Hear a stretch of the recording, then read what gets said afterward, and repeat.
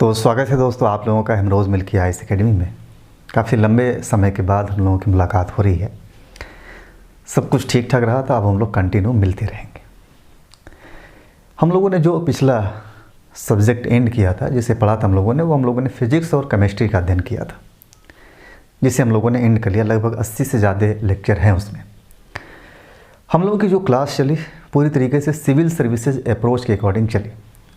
और मेरा मानना होता है कि अगर आप एक बेहतरीन नोट्स तैयार कर पाते हैं अपना समझते हुए, तो यही नोट्स आपको कामयाबी के दरवाजे तक पहुंचा देती।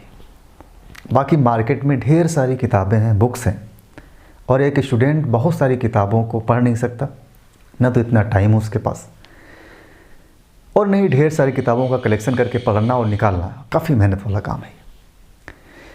जब आप कोचिंग का सहारा लेते हैं किसी भी सब्जेक्ट के लिए, तो आपका मकसद होता है कि 20% मेहनत करके हम 100% चीज़ों को प्राप्त कर लें। लेकिन जब आप बुक्स पढ़ना शुरू करते हैं तो आप 100% मेहनत करते हैं और 20% चीज़ें आपको गेन कर पाते हैं। आप कोई भी साधारण से किताब पढ़ करके देखेंगे तो आप पाएंगे कि उस किताब को पूरा पढ़ने के बाद आपके माइंड में उस किताब की महज 15 से 20% चीज़ें आपके दिमाग में बच पाती हैं, माइंड में रहती हैं। फिर आप दोबारा पढ़ते हैं तो 5-10% और बढ़ जाता है, फिर दोबारा पढ़ते हैं तो 5-10% और बढ़ जाता है। तो ऐसे किताबों को कई बार पढ़ने के बाद तब 50 से 60% चीज़ें आपके दिमाग में बस पाती हैं, स्टोर हो पाती हैं। कोई ज़रूरी नहीं है कि आप एक किताब पढ़ रहे हैं तो एक ही किताब से सारी चीज़ें मिल जाए, आपको सारे कॉन्सेप्ट क्लियर हो जाए। मुश्किल होता है समझना, फिर दिमाग में बैठाना, इम्पॉर्टेंट चीज़ क्या है उसको निकालना। किताब में बहुत सारी ऐसी चीज़ें होती हैं जिसकी ज़रूरत नहीं होती, जो इम्पोर्टेंट नहीं हमारे लिए, कॉम्पिटिटिव एग्ज़ाम के पर्पज़ से हमारे लिए महत्वपूर्ण नहीं। इसलिए आप जाते हैं कोचिंग की तरफ। कोचिंग की तरफ अगर गए तो फिर आपका कोचिंग सिलेक्शन इंपॉर्टेंट हो जाता है कि आपका कोचिंग सिलेक्शन क्या है, कौन से कोचिंग में जा रहे हैं, किससे पढ़ रहे हैं, पढ़ाने का क्या तरीका है, किस तरीके से पढ़ा रहे हो। ऐसा तो नहीं कि वो सिर्फ आपको PDF ढेर सारा दे रहे हैं, फिर किताबों जैसा बोझ आपके ऊपर लाद दिया जा रहा है, तो उसका भी कोई मतलब निकलने वाला नहीं है। इसीलिए मैं बार बार बोलता हूँ कि अगर आप तैयारी के मैदान में कूद गए हैं, आपको तैयारी करनी है सिविल सर्विसेज या किसी भी कंपटीशन की, तो हमेशा दिमाग में ये चीज़ें मान लीजिए कि आपको नोट्स तैयार करना होगा। अपना मेहनत करके एक अच्छा नोट तैयार करना होगा। नोट्स ऐसा होना चाहिए कि उस नोट से कम 70 से 80% क्वेश्चन आपके मिल जाए। बाकी 10% 15% क्वेश्चंस आप बुक्स क्वेश्चन पेपर सॉल्व करेंगे, वहाँ से करंट अफेयर से, इन सब चीज़ों से कवर कर लेंगे, और इतना में आपका सिलेक्शन 100% हो जाता है। जब मैं आप लोगों को पढ़ाता हूँ तो मैं बार बार बोलता हूँ कि अगर आपने हमारे नोट्स पे कमांड कर लिया तो आपका प्री मेंस कुछ भी नहीं रुकेगा, लेकिन कमांड आपको बहुत बेहतरीन तरीके से करना होगा, फुल्ली। और मैं बार बार हमेशा बोलता हूँ कि अगर आप मेरे नोट्स तैयार किए हुए हैं तो आपको फिर किताबों की तरफ नहीं भटकना है, आपको प्रीवियस ईयर के क्वेश्चन पेपर सॉल्व करने हैं। प्रैक्टिस सेट अगर कर सकते हैं एक्स्ट्रा तो आप कर लीजिए, इतना कर लीजिए मेहनत। पूरा नोट्स मेरा दिमाग में बसा होना चाहिए, चाट जाइए, रट जाइए पूरा नोट्स। एक एक फैक्ट जो मैंने लिखाया है, सारे तथ्यों को दिमाग में बसा लीजिए। उसके बाद आप आँख बंद करके एक सूत्री कार्यक्रम अपनाइए। प्रीवियस ईयर के क्वेश्चंस पेपर को खूब सॉल्व करिए। टेस्ट सीरीज कुछ हो सके, टेस्ट पेपर वगैरह, प्रैक्टिस सेट वगैरह, उसे खूब सॉल्व कर लीजिए। फिर आपको 50 किताबें पढ़ने की ज़रूरत नहीं होगी, फिर आपको 50 जगह जा कर के कोचिंग करने की ज़रूरत नहीं होगी। बहुत सारे लोग ऐसे होते हैं जिनकी एक कोचिंग से मन नहीं भरता, वो एक ही सब्जेक्ट का कोचिंग अलग जगहों पे करते हैं, जिसका कोई भी लाभ मिलने वाला नहीं होता है। नुकसान होता है, टाइम का भी, पैसे का भी नुकसान होता है। फिर कई जगह से जब आप पढ़ते हैं ना, तो फिर आपका दिमाग कन्फ्यूज हो जाता है कि किस नोट्स को हम प्रॉपर नोट्स माने कि ये हमारा नोट्स होगा। एक नोट्स आपका प्रॉपर होना चाहिए, जिस पे आपका भरोसा होना चाहिए कि ये नोट्स है, मुझे इस पे पूरा कमांड करना है। प्रीवियस ईयर के क्वेश्चन पेपर पे कमांड करना है, कुछ हमारे जो क्वेश्चंस पेपर हैं, जो टेस्ट सीरीज वगैरह जो होते हैं एक्चुअल में, उस पे हमें कमांड करना है। तो ये चीज़ें ध्यान रखिएगा। मेरे यहाँ जितनी भी क्लासेस चलती हैं, मैं उसका एक प्रॉपर नोट्स बनवाता हूँ। आपने जितनी भी क्लासेस पढ़ी होंगी, ancient history, medieval history, modern history, इसके अलावा physics, chemistry, Indian economy, ecology, environment, जो भी ज्योग्राफी, हर चीज़ का मैंने आपको एक प्रॉपर ऐसा नोट्स बनवाया है कि आप किसी भी एग्ज़ाम में जाके देखेंगे, उस नोट से मेरी गारंटी है 70% 80% क्वेश्चंस आपको बड़ी आसानी से मिल जाएगा। थोड़ा सा मेरे बताए हुए अनुसार अगर मेहनत करेंगे तो आप क्वेश्चन की संख्या और बढ़ा सकते हैं। कुल मिला के अगर मेरे नोट्स पे आपका बेहतर कमांड है तो आप उतने में ही आपका प्रीव्यू क्वालिफाई हो जाएगा। खूब अच्छा कमांड कर लिए, समझ लिए, थोड़ा सा आंसर राइटिंग शैली अगर आपने सुधार लिया है तो आपका मेंस भी बहुत आसानी से ईजिली निकल जाएगा। बस आपको मेहनत करने की ज़रूरत है। भटकाव ही छात्रों की लाइफ को बर्बाद कर देता है। जो भटकना शुरू कर देते हैं, इस कोचिंग में जाके पढ़ें, इस टीचर से पढ़ें, उस टीचर से पढ़ें। अभी सोशल मीडिया का ज़माना है, आपके माइंड को कैप्चर करने का प्रयास किया जाता है। रील्स बनाए जाते हैं, आप लोग देख रहे हैं। आईटी सेल्स बन गए हैं कोचिंगों के, जहाँ पे रील्स को एडिट कर करके आपके सामने पेश किया जाता है। पूरा स्क्रिप्ट लिखा जाता है कि इस चीज़ पे रील्स बनाना है तो ये स्क्रिप्ट तय होता है। उसके अनुसार वीडियोस तैयार किए जाते हैं, कार्टून वीडियोस सर्च किए जाते हैं, निकाले जाते हैं, फिर उस रील्स के साथ टैग करके वीडियोज आपके सामने पेश किया जाता है। किस्से और कहानियाँ सुनाई जाती हैं। तो किस्से और कहानियों से आपका सिलेक्शन होने वाला नहीं है। ये सोशल मीडिया बाजारवाद का ज़माना है, जहाँ होता है कि जो दिखेगा वही बिकेगा। ये रील्स भी उसी का एक हिस्सा है, दिखने का, कि दिखेंगे तो बिकेंगे। लेकिन ये आम लोगों के लिए तो सही है। लेकिन जब एक स्टूडेंट के लेवल पे हम लोग आते हैं तो हम पाते हैं कि स्टूडेंट के पास इतने पैसे नहीं हैं कि वो 10 कोचिंग्स जाके करे, 10 लोगों के रील्स देखे, 10 टीचर से प्रभावित हो, फिर 10 लोगों को जा करके कोचिंग करे। न तो इतने घर वाले उसको पैसे देंगे, न उसके पास खुद का कोई इनकम है, सोर्स ऑफ इनकम है कि वो इतना जाके कोचिंग करे। उसको तो चाहिए एक ऐसी कोचिंग्स जहाँ से वो कम्प्लीटली एक बार पढ़ करके फिर वो रूम पे मेहनत करे और मेहनत करके वो सक्सेस हो जाए। तो इन सब चीज़ों से भी आपको बच के रहना है। मार्केट की जो चीज़ें, जो बाज़ारवादी प्रवृत्ति है, बाज़ारवादी प्रवृत्ति से अगर आप बच गए तो आपका सिलेक्शन श्योर हो जाएगा। आप पढ़िए, जो लोग सिलेक्ट हुए उनके इंटरव्यूज़ पढ़िए। आपके जानने पहचानने में या मित्र के मित्र हों, अगर पता चले कि वो सिलेक्ट हो गए हैं तो आप कोशिश करिए कि जा करके उनसे मिल लीजिए और बड़ी प्यार से बातें करिए, भैया मुझे भी कुछ गाइड कर दीजिए एक्चुअल में जो बाज़ार में चल रहा है उससे हट करके। हमेशा ये बोलेंगे कि सिलेक्टिव चीज़ें पढ़िए, एक जगह पढ़िए, नोट्स प्रॉपर तैयार कर लीजिए, रील्स वगैरह के चक्कर में ज़्यादा मत पढ़िए। मैं बार बार इसीलिए बोल रहा हूँ कि ये भटकाव है। बहुत सारे छात्र भटके हुए हैं, जा के 1.5 लाख 2-2 लाख रुपए दिए हुए हैं, फिर पूरा पढ़ने के बाद आते हैं, बताते हैं कि कुछ नहीं, किस्से कहानियाँ सुना करके ढेर सारे प्रिंटेड मटेरियल दे दिया गया, बस काम खत्म हो गया। जब तक आप लिखेंगे नहीं, लिख करके नहीं पढ़ेंगे, तब तक आपके दिमाग में वो जाने वाला नहीं है। इसलिए पढ़ने का अपना एक अलग अप्रोच बनाइए। सिलेक्शन लेना है तो आपको एक अलग अप्रोच के तहत ही पढ़ना होगा, अदरवाइज़ आप पढ़ते ही रह जाएंगे, कुछ होने वाला नहीं। तो चलिए, ये मेरी आप लोगों को एक सलाह थी कि पढ़ाई को लेकर के किस तरीके से आप सीरियस होइए, किस तरीके से आपको सोचना है, लोगों से हट करके सोचना है और बाज़ारवादी प्रवृत्तियों से दूर रहते हुए सोचना है। ध्यान रखिएगा। तो हम लोगों ने फिजिक्स और केमिस्ट्री को एंड कर लिया है। मैंने बताया था कि जब हम बात करते हैं साइंस की तो एक्चुअल में विज्ञान क्या है, एक नेचुरल साइंस। मैंने प्राकृतिक विज्ञान के बारे में डिस्कशन किया था आप लोगों को कि नेचुरल साइंस क्या है। साइंस को कई भागों में बांट दिया जाता है, उसी का एक भाग है नेचुरल साइंस, प्राकृतिक विज्ञान। इस नेचुरल साइंस को हम लोग 2 भागों में बांटते हैं। एक होता है non life science,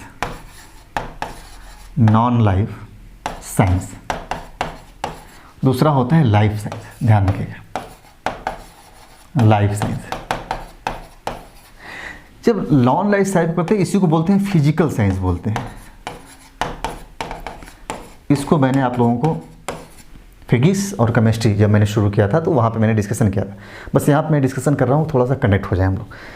physical science की बात करते हैं तो ये फिजिकल साइंस 2 भागों में बढ़ता है। एक को बोलते हैं हम लोग फिजिक्स बोलते हैं और दूसरे को बोलते हैं केमिस्ट्री। इन दोनों चीज़ों को हम लोगों ने पढ़ लिया, लगभग 80+ लेक्चर है, दोनों एक साथ हम लोगों ने पढ़ लिया, फिजिक्स और केमिस्ट्री। जब लाइफ साइंस की हम लोग बात करते हैं तो इसी लाइफ साइंस को ही बोला जाता है बायोलॉजी।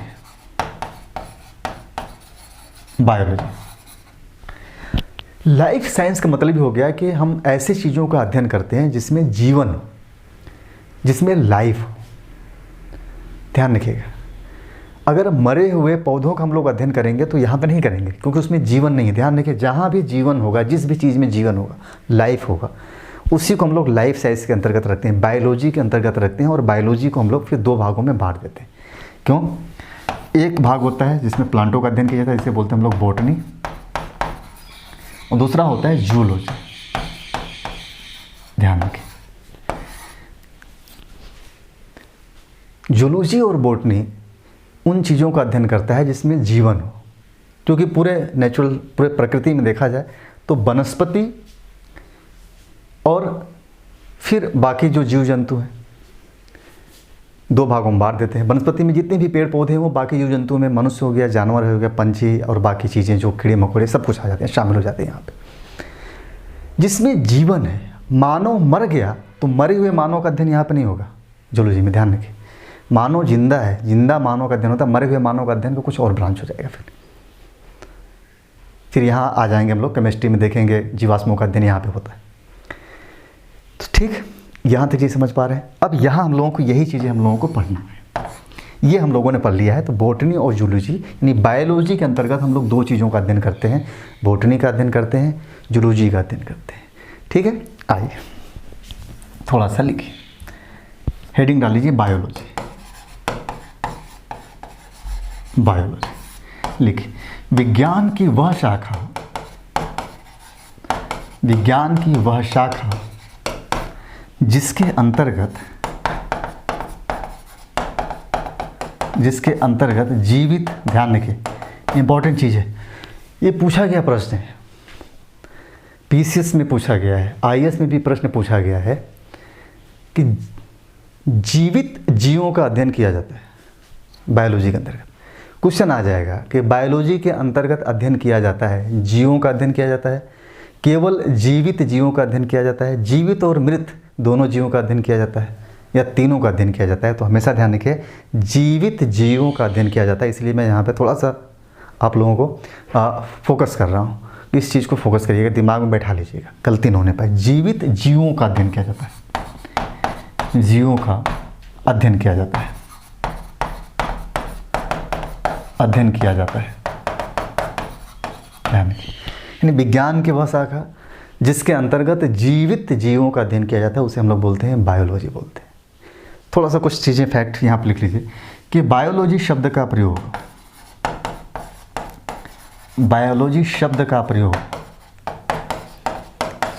प्रयोग सर्वप्रथम फ्रांस का एक वैज्ञानिक था लैमार्क, ध्यान रखिएगा, यहाँ ब्रैकेट में लिखिए फ्रांस, और लैमार्क तथा ट्रेवीरेनस, ये जर्मनी का था, ब्रैकेट में लिख लीजिएगा, जर्मनी ने किया था। सबसे पहले बायोलॉजी शब्द का प्रयोग किया लैमार्क और ट्रेवीरेनस ने। ध्यान रखिए, बायोलॉजी शब्द का सबसे पहली बार प्रयोग लैमार्क में किया था, जो फ्रांस का था, और ट्रेवीरेनस जर्मनी का था, इसने किया था। अरस्तू का नाम आप लोग सुने होंगे, हर जगह पढ़ा जाता है, फिलॉसफी में पढ़ा जाता है अरस्तू को, पॉलिटिकल साइंस में भी अरस्तू को पढ़ते हैं हम लोग, फिर सोशियोलॉजी में भी अरस्तू को पढ़ा जाता है, इथिक्स में भी अरस्तू को पढ़ा जाता है ना, कई जगहों पे अरस्तू को पढ़ा जाता है। लेकिन आपको पता है कि अरस्तू का अध्ययन न केवल सामाजिक विज्ञान या मानविकी विज्ञान में किया जाता है, बल्कि उसका अध्ययन प्राकृतिक विज्ञान की शाखा बायोलॉजी यानी जूलॉजी और बॉटनी में भी इसका योगदान है। इसीलिए कहते हैं कि अरस्तू को विज्ञान, ध्यान रखिएगा, विज्ञान बायोलॉजी यानी जीव विज्ञान तथा जंतु विज्ञान का जनक कहा जाता है, जंतु विज्ञान का जनक माना जाता है। वेरी इंपॉर्टेंट चीज़, प्रश्न आईएएस में भी पूछा गया है, पीसीएस और बाकी के एग्जामों में तो पूछा ही गया है।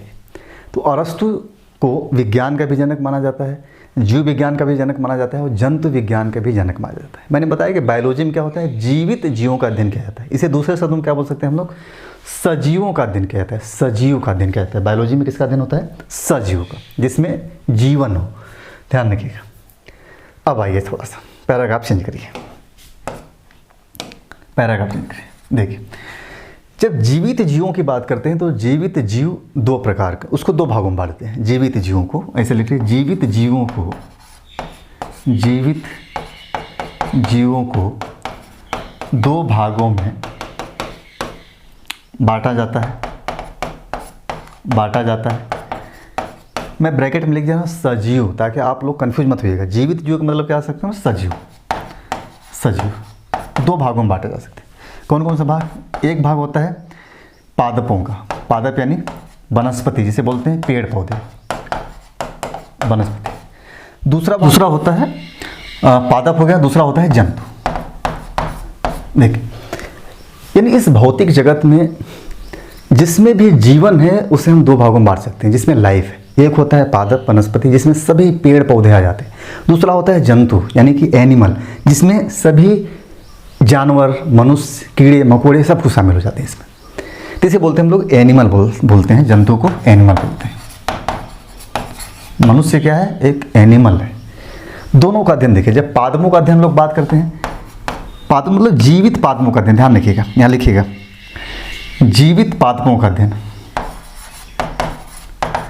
जीवित पादपों का अध्ययन, पादपों का अध्ययन वनस्पति विज्ञान के अंतर्गत किया जाता है। वनस्पति विज्ञान के अंतर्गत किया जाता है। अंतर्गत दिख रहा है ना? अंतर्गत किया जाता है। क्या बोलते हैं वनस्पति विज्ञान को? बॉटनी। ध्यान रखिएगा। इसी प्रकार जीवित जंतुओं का अध्ययन किसके अंतर्गत किया जाता है? जूलॉजी के अंतर्गत। तो यहाँ लिख रहे हैं जीवित जंतुओं का अध्ययन, जंतुओं का अध्ययन जंतु विज्ञान के अंतर्गत किया जाता है। इसे बोलते हैं हम लोग जूलॉजी।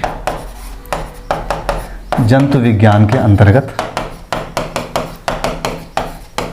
किया जाता है, इसे क्या बोलते हैं? जूलॉजी बोलते हैं। ब्रैकेट में लिखिएगा जूलॉजी। यहां तक क्लियर हो गया? अगर आपसे पूछा जाए कि जूलॉजी के अंतर्गत किस चीज़ का अध्ययन किया जाता है, तो आपका जवाब ये नहीं होगा कि जंतुओं का अध्ययन किया जाता है।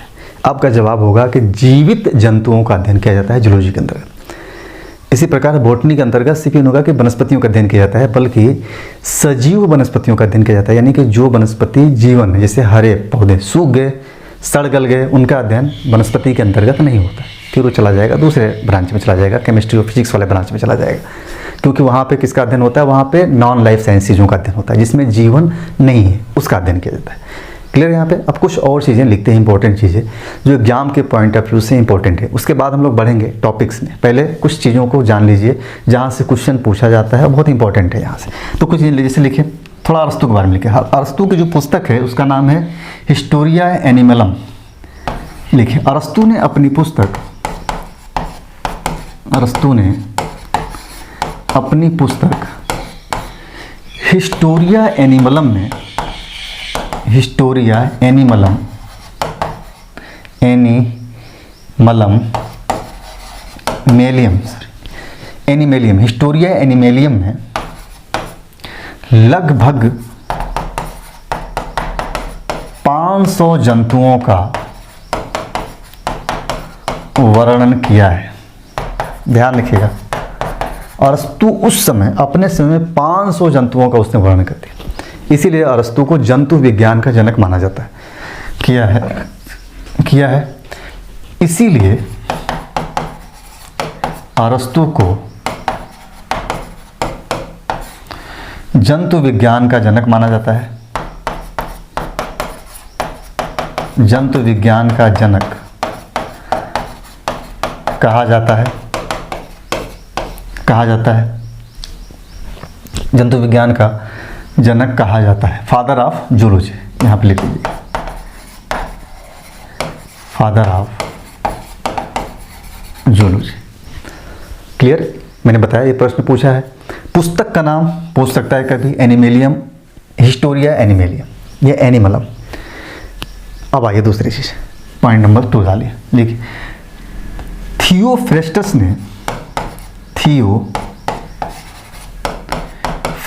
ने अपनी पुस्तक हिस्टोरिया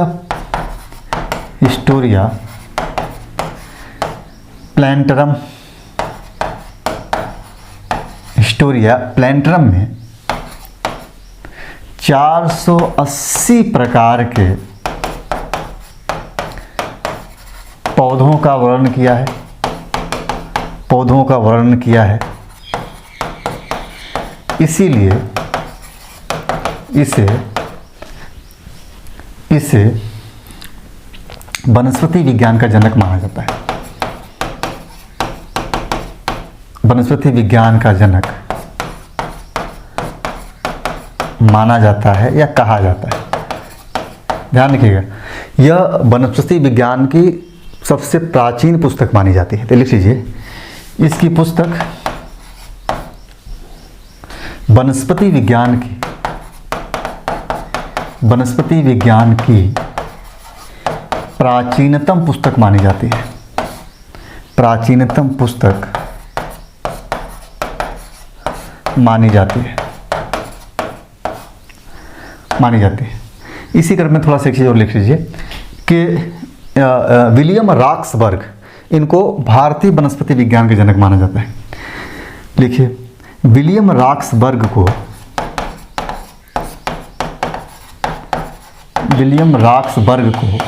भारतीय वनस्पति विज्ञान का जनक माना जाता है।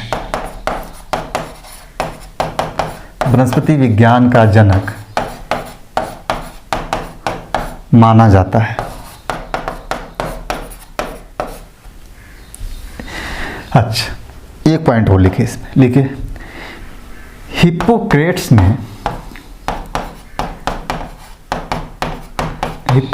ने मानव रोगों पर पहला लेख लिखा था। इन्हें चिकित्सा शास्त्र का जनक माना जाता है। चिकित्सा शास्त्र का जनक माना जाता है।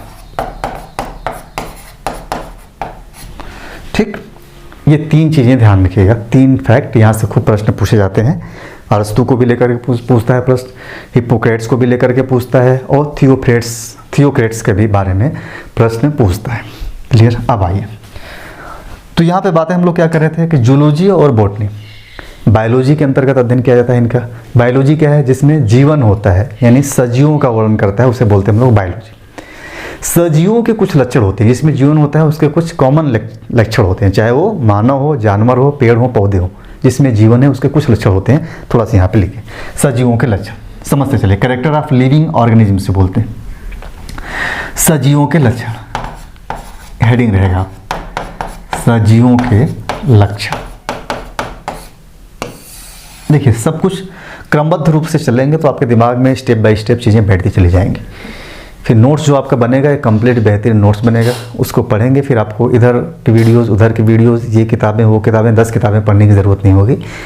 जितना मैं अभी पढ़ा रहा हूँ, अगर उतना पे ही कमांड कर लेंगे तो आपका सिलेक्शन हो जाएगा कहीं ना कहीं, ये मेरी गारंटी है। बहुत सारे लोग सेलेक्ट हुए हैं, पढ़ करके खूब अच्छे पदों पर पहुँच गए। आप लोग भी मेहनत करेंगे तो काम हो जाएगा। सब कुछ डिपेंड करता है कि आप कितना मेहनत करते हैं, उस पर डिपेंड करता है। ठीक, तो चलिए, सजीवों के लक्षण क्या क्या लक्षण होते हैं। पहला, एक होता है सजीव में जीव द्रव होता है, जिसे बोलते हैं प्रोटोप्लाज्म। आगे हम लोग डिस्कशन करेंगे प्रोटोप्लाज्म के बारे में, चित्र वगैरह भी दिखाऊंगा। तो यहाँ लिख लीजिए जीव द्रव्य, इसे इंग्लिश में बोलते हैं प्रोटोप्लाज्म। देखिए, इसके बिना जीवन, ये जीवन का आधार माना जाता है। जीव द्रव्य को लिखिएगा, जीवन का आधार होता है, इसे जीवन का भौतिक आधार कहा जाता है। भौतिक आधार कहा जाता है, आधार कहा जाता है। किसने कहा था जीव द्रव्य को जीवन का भौतिक आधार? यहाँ पे लिख लीजिए, हक्सले ने कहा था। आगे इसके बारे में डिटेल अध्ययन करेंगे। हक्सले ने बोला था प्रोटोप्लाज्म को कि ये भौतिक जीवन का आधार, इसके बिना जीवन संभव नहीं होता। लिख लीजिए इसमें, इसके बिना जीवन संभव नहीं होता है, संभव नहीं है। फिर दूसरा है कोशिका संरचना, कोशिका संरचना।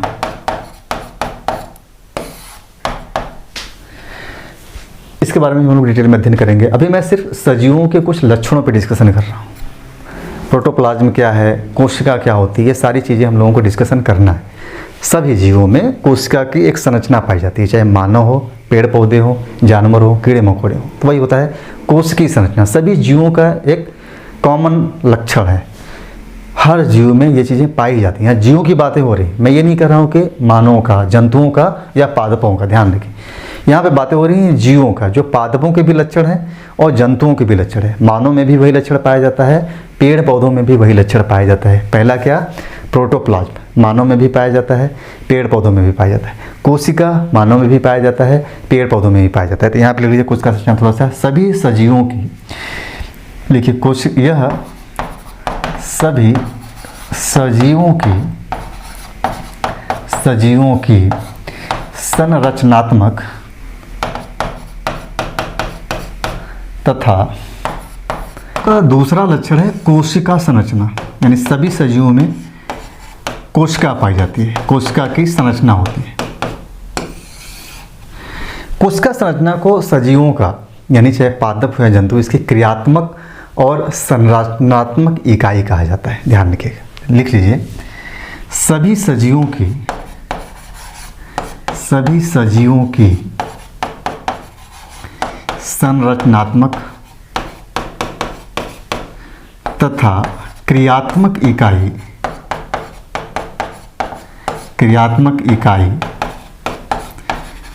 कोशिका होती है। ठीक, आगे जब हम लोग पढ़ेंगे कोशिका के बारे में, सेल्स के बारे में, तो हम लोग समझेंगे कि क्या होता है संरचनात्मक इकाई और क्या होता है क्रियात्मक इकाई। अभी हम लोग लक्षणों पे डिस्कशन कर रहे हैं। फिर जितने भी सजीव हैं उनका एक जीवन चक्र होता है, तो लिख लीजिए निश्चित जीवन चक्र। तीसरा हो जाएगा निश्चित जीवन चक्र।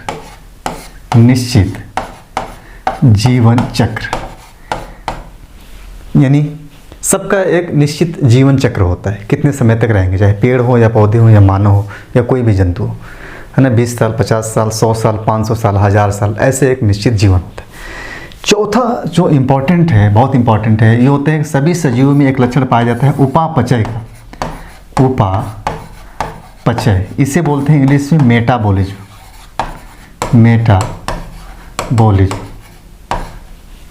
ध्यान रखिए क्या होता है उपापचय, थोड़ा सा लिख लीजिए, समझ लीजिए, इससे बहुत इंपॉर्टेंट है। ये 2 भागों में बढ़ता है। लिखिए जीवन को पूर्ण करने के लिए सजीवों में होने वाली सभी जैव रासायनिक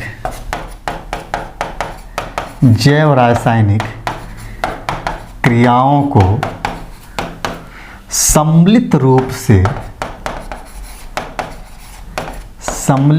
से उपापचयी क्रिया कहा जाता है।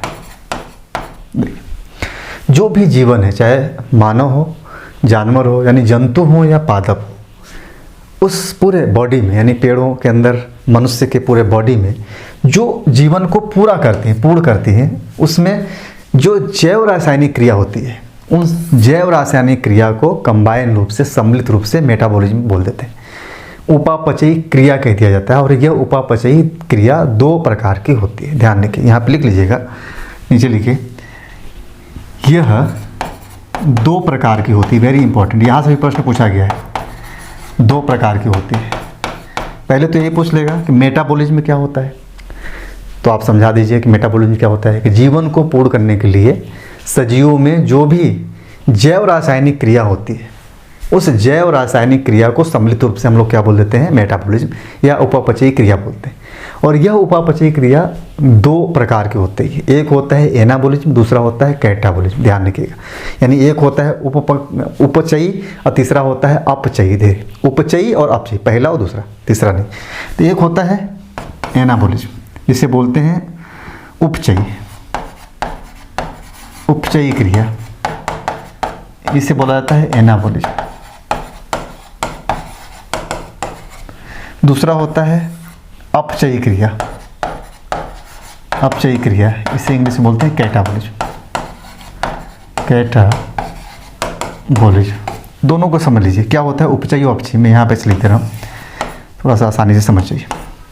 यहाँ बोल सकते हैं इसे मेटाबॉलिज्म। ये मेटाबॉलिज्म दो प्रकार का होता है, एनाबॉलिज्म और कैटाबॉलिज्म, और यहाँ होता है कैटाबॉलिज्म। हिंदी भी याद रखिएगा, कई बार हिंदी में दे देता है तो कंफ्यूज जाते हैं। जो एनाबॉलिज्म होता है उसे बोलते हैं उपचयी क्रिया, और इसे बोलते हैं अपचयी। क्या होता है ये जैव रासायनिक क्रिया है, यानी सजीवों में घटने वाली जैव रासायनिक क्रिया होती है। इसी को बोलते हैं हम लोग मेटाबॉलिज्म बोलते हैं, जो दो भागों में बढ़ जाता है। किस किस में? एनाबॉलिज्म और कैटाबॉलिज्म में, उपचयी और अपचयी, ये याद रखिएगा।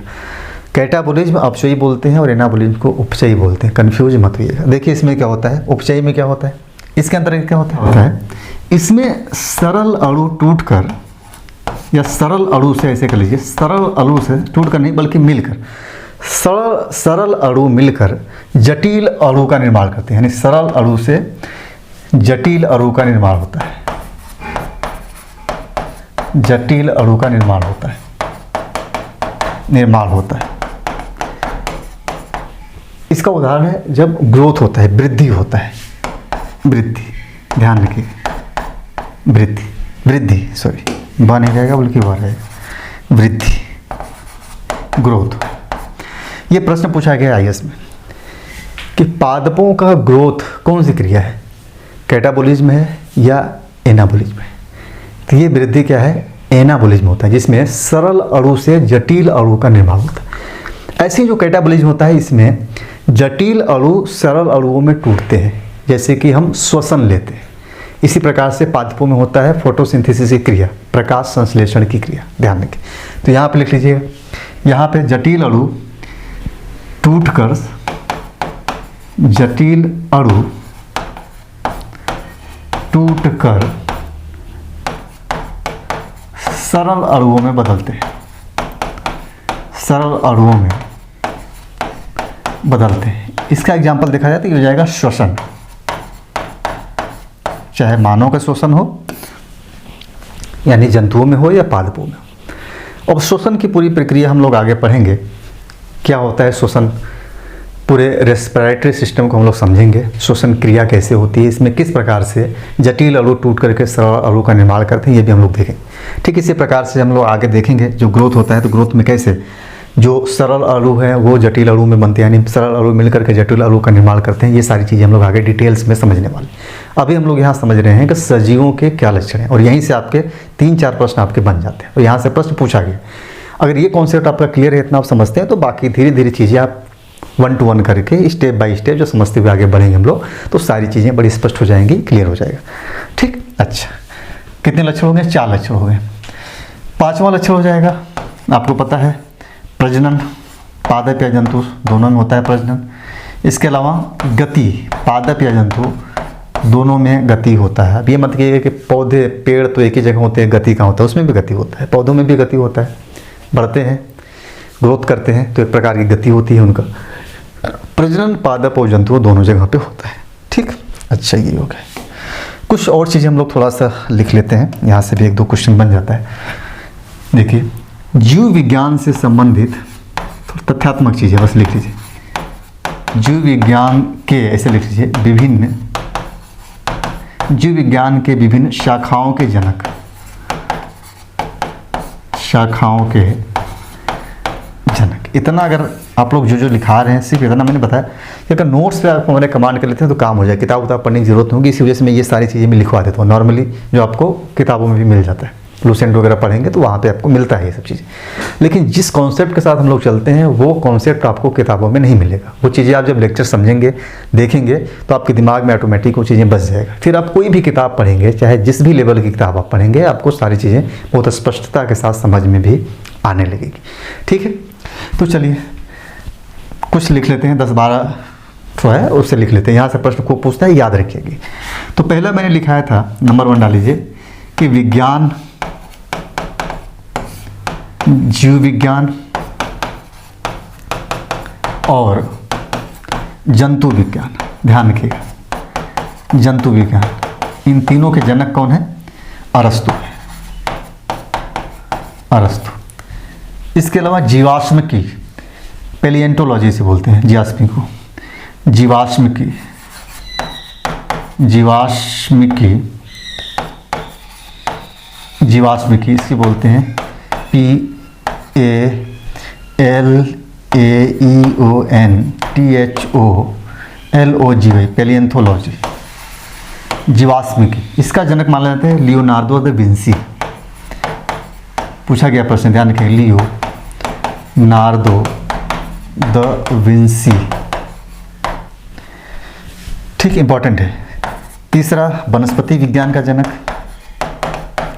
वनस्पति विज्ञान का जनक मैंने अभी लिखवाया था आगे, थियोफ्रेस्टस, थियोफ्रेस्टस। इसके अलावा जीवाणु विज्ञान का जनक, जीवाणु विज्ञान का जनक कौन हो जाएगा? Leeuwenhoek, Leeuwenhoek. अच्छा, एक और आता है आधुनिक वनस्पति विज्ञान का जनक, 5वां नंबर लिख लीजिए। आधुनिक वनस्पति विज्ञान का जनक, वनस्पति विज्ञान का जनक होता है लीनियस है। यह भी प्रश्न पूछा गया है। आधुनिक वनस्पति विज्ञान का जनक कौन है? Linnaeus, Linnaeus. फिर 5वां हो गया। 6वां, प्रतिरक्षा विज्ञान। प्रतिरक्षा समझ रहे हैं? इम्यूनोलॉजी। प्रतिरक्षा विज्ञान, प्रतिरक्षा विज्ञान इसे बोलते हैं इम्यूनोलॉजी, यानी इम्यून सिस्टम इसे बोलते हैं इम्यूनोलॉजी। इसका है एडवर्ड जेनर। ये भी पूछा गया प्रश्न, ध्यान रखें, एडवर्ड जेनर। फिर इसी प्रकार एक होता है सुजनिकी, यूजेनेसिस उसे बोलते हैं, आगे हम लोग देखेंगे क्या होता है सुजनिकी। इसे इंग्लिश में बोलते हैं यूजेनेसिस, EUGENICS। इसके जनक हैं गाल्टन साहब, M गाल्टन। फिर आनुवांशिकी का आपको पता है, खूब पूछता है ये प्रश्न कि आनुवांशिकी के जनक कौन है? आनुवांशिकी के जनक है मेंडल। आगे हम लोग पढ़ेंगे भी इसके बारे में। इसी प्रकार एक प्रश्न बनता है आधुनिक आनुवांशिकी के जनक कौन है? आधुनिक आनुवांशिकी के जनक, आनुवांशिकी के जनक होते हैं उनका नाम है माइकेली, सॉरी TH मॉर्गन। माइकेली नहीं, माइकेली जनक है कवक विज्ञान के। TH मॉर्गन, याद रखिएगा ये TH। तथ्यात्मक चीज़ें हैं, थोड़ा माइंड से मिस होता है, लेकिन आप लोग दिमाग में थोड़ा पढ़ लेंगे 4-5 बार तो बच जाएगा। जितना मैं लिखवा रहा हूँ सिर्फ उतना ही याद कर लीजिए आप लोग। कहीं भी कोई किताब पढ़ने की ज़रूरत नहीं होगी। जो पढ़ा रहा हूँ, जो नोट्स बना रहा हूँ, बस उसी को खूब अच्छे से रट जाइए। तो आधुनिक आनुवांशिकी के जनक हो गए TH मॉर्गन। उसी प्रकार से अभी मैंने नाम लिया था माइकेली, जो कवक विज्ञान के जनक है। कवक विज्ञान, माइकोलॉजी से बोलते हैं कवक विज्ञान को, MICOLOGY। इसे बोलते हैं माइकेली, सॉरी इसके जनक है माइकेली। इसी प्रकार है सूक्ष्म जीव विज्ञान के जनक, सूक्ष्म जीव विज्ञान के जनक, ये भी खूब पूछता है, लुई पाश्चर। लुई पाश्चर है। फिर है आधुनिक भ्रूण विज्ञान के जनक,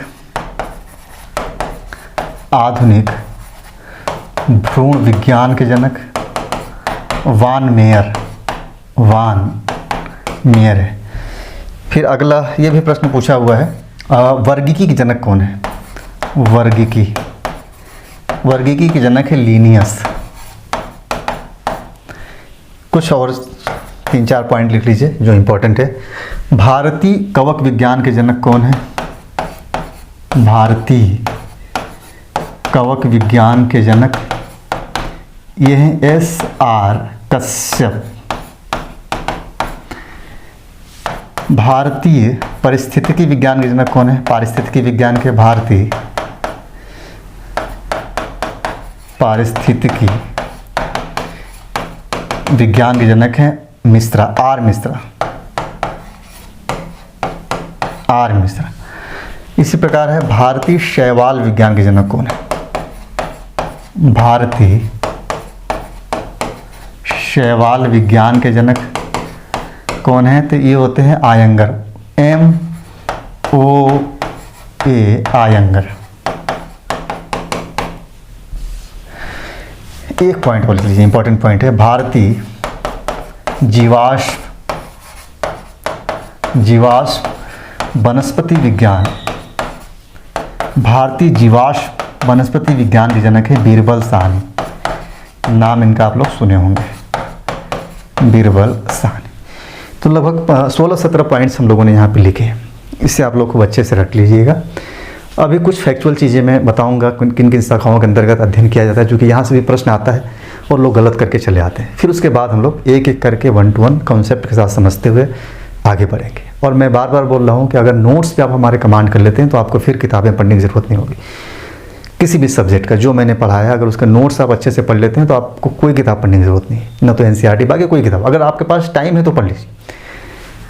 एक्स्ट्रा चीज़ें, आपको बहुत सारी चीज़ें नहीं मिलेंगी किताबें पढ़ने में, फिर मज़ा आएगा। अगर समय नहीं है, नहीं पढ़ेंगे तो भी काम चल जाएगा, आपको कोई नुकसान होने वाला नहीं है। अगर समय है तो आप पढ़िए किताबें पढ़ने का मतलब ये नहीं, मैं ये नहीं कर रहा हूँ किताब पढ़िए मत, किताब आप पढ़िए अगर आपके पास टाइम हो। नॉर्मली क्या होता है, बहुत सारी चीज़ें पढ़नी होती है तो इतना समय नहीं होता कि हम नोट्स पढ़ें, कोचिंग्स करें, उसके बाद चल करके उसकी किताबें पढ़ें, फिर बहुत मतलब नहीं निकलता है। वो होता है तब कि हमने पूरा नोट्स कंप्लीट कर लिया है, नोट्स पूरा हमने पढ़ लिया है, एकदम दिमाग में चट कर गए, सब कुछ फिक्स है। फिर उसके बाद होता है कि अब हम किताबों की तरफ बढ़ें ताकि हमारे पास समय है, टाइम बच रहा है, जिसमें हम प्रैक्टिस करेंगे, प्रीवियस ईयर के क्वेश्चन पेपर लगाएंगे, फिर किताबें पढ़ेंगे, नोट्स को रिवाइज करेंगे। वो तब होता है जब आप कंप्लीट कर लें, तब, अदरवाइज मुश्किल होता है। तो अभी फ़िलहाल में रहने देते हैं, बहुत दिनों के बाद हम लोगों ने लेक्चर लिया है, कुछ मुश्किलें थी, परेशानियाँ थी, धीरे धीरे चीज़ें अब ख़त्म हो रही हैं। तो इसी स्पीड भी हम लोगों का बढ़ेगा। साइंस के साथ साथ एक सब्जेक्ट और मैं लेकर के आऊँगा जल्द ही, थोड़ा सा इसको बॉटनी वाला सेक्शन हम लोग कवर कर लें पहले, उसके बाद हम लोग पढ़ेंगे जो है कि जूलॉजी की तरफ। पहले हम लोग बॉटनी पढ़ते हैं, फिर उसके बाद हम लोग आगे बढ़ेंगे। तो मिलते हैं नेक्स्ट लेक्चर में, तब तक के लिए।